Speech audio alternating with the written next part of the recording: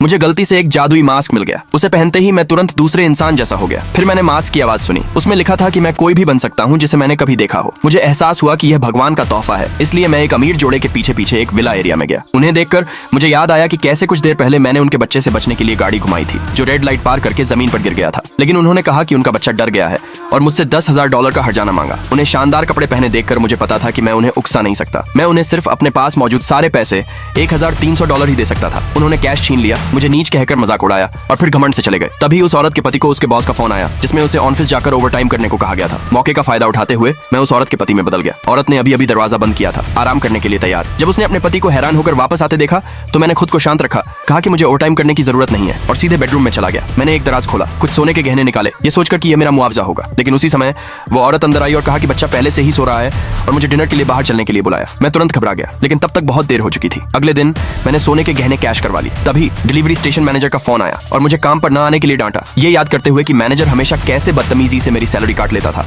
मैंने regional manager का रूप ले लिया। जब स्टेशन मैनेजर ने अपने सीनियर को देखा तो उसने तुरंत और इज्जत से मेरा स्वागत किया। मैं तुरंत उस पर भड़क गया, फिर उसे मेरी सारी रोकी हुई सैलरी वापस करने का आदेश दिया। निर्देश सुनते ही मैनेजर ने तुरंत मामला संभाल लिया। जल्द ही मुझे $30,000 मिल गए। इसके बाद मैंने उसे डांटा और कहा कि वह अब डिलीवरी राइडर्स को अपनी मर्जी से परेशान न करे। मैनेजर ने इज्जत से वादा किया कि वह ऐसा नहीं करेगा। पैसे लेकर घर लौटने के बाद अचानक किसी ने दरवाजा खटखटाया। उन्होंने कहा कि मेरे माता पिता ने ज्यादा ब्याज वाला लोन लिया है और मुझे चेतावनी दी कि मुझे आज ही उसे चुकाना है। लेकिन मुझे इस बारे में कुछ नहीं पता था। मुझे एहसास हुआ कि वे स्कैमर थे, लेकिन मेरे पास भागने की कोई जगह नहीं थी। मैं बस यह दिखावा कर सकता था कि यह अचानक हुआ और कहा कि मुझे पैसे जुटाने की जरूरत है ताकि वे सावधान हो जाएं। गैंग लीडर ने सच में मुझ पर यकीन किया और अपने आदमियों को मुझ पर नजर रखने का ऑर्डर देने के बाद वह मौके का फायदा उठाते हुए चला गया। मैंने दिखावा किया कि मैं नीचे वाले पड़ोसी से पैसे उधार लेने जा रहा हूँ। दूसरे पार्ट के लिए कमेंट में यस लिखें।